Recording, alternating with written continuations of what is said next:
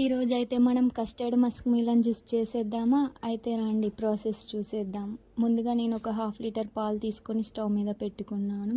పాలు వేడయ్యేలోపు custard powder 3 table spoon తీసుకొని కొన్ని పాలు వేసుకొని ఇలా ముద్దలు లేకుండా చక్కగా కలుపుకోవాలి.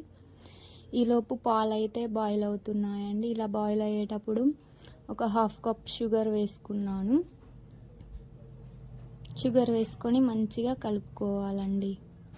ఆ తర్వాత ఒక చేత్తో కస్టర్డ్ పౌడర్ పోస్తూ ఇంకొక చేత్తో మంచిగా కలపాలి. అప్పుడే పాలు ముద్దలు అవ్వకుండా మంచిగా అవుతుందండి. చూడండి, ఇలా కలుపుకోవాలండి. ఆ తర్వాత ఒక మస్క్ మిలన్ తీసుకొని దాంట్లో నుండి గింజలు తీసేసి పైన పొట్టు తీసేసి ఇలా చిన్న చిన్న ముక్కలుగా చేసుకొని ఒక మిక్సీ జార్లో వేసుకోవాలి. మస్క్ మిలన్ని మనం ఇష్టం ఎలా అయినా కట్ చేసుకోవచ్చండి.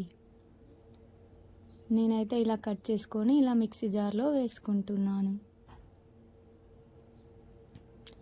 ఆ తర్వాత కొన్ని పాలు వేసుకొని జ్యూస్ పట్టుకోవాలి. ఇక్కడ మీరు ఫ్రెష్ క్రీమ్ కూడా యాడ్ చేసుకోవచ్చండి. ఫ్రెష్ క్రీమ్ యాడ్ చేస్తే జ్యూస్కి మంచి రిచ్నెస్ అనేది వస్తుంది. చూడండి, ఇక్కడ కస్టర్డ్ మిల్క్ అయితే రెడీ అయిపోయిందండి. ఒక 5 మినిట్స్ తర్వాత స్టవ్ ఆఫ్ చేసుకోవాలి.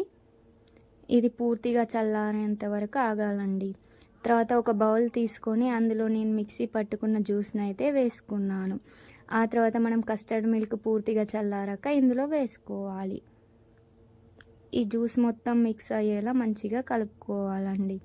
ఆ తర్వాత ఒక కప్పు మస్క్ మిలన్ అయితే వేసుకున్నాను, చిన్న చిన్న ముక్కలుగా కట్ చేసుకొని. ఆ తర్వాత ఒక 15 మినిట్స్ నానబెట్టుకున్న సబ్జా గింజలను అయితే ఇందులో వేసేసుకోవాలి. ఇక్కడ మీరు సగ్గు బియ్యం కూడా వేసుకోవచ్చండి కుక్ చేసుకొని. ఆ తర్వాత ఒక 4-5 ఐస్ క్యూబ్స్ అయితే వేసుకున్నానండి ఇక్కడ.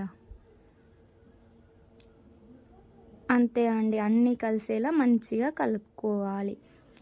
కస్టర్డ్ మస్క్ మిలన్ జ్యూస్ అయితే రెడీ అయిపోయిందండి. దీన్ని ఒక గ్లాస్లో సర్వ్ చేసుకోవాలి. ఇదైతే టేస్ట్ చాలా బాగుందండి. మనం బయట నుండి కొనుక్కుంటే ఎలా ఉంటుందో అలా ఉంది, సేమ్ టేస్ట్. నేను చెప్పడం కాదు, మీరే ట్రై చేయండి. ఎలా ఉందో కామెంట్ చేయండి.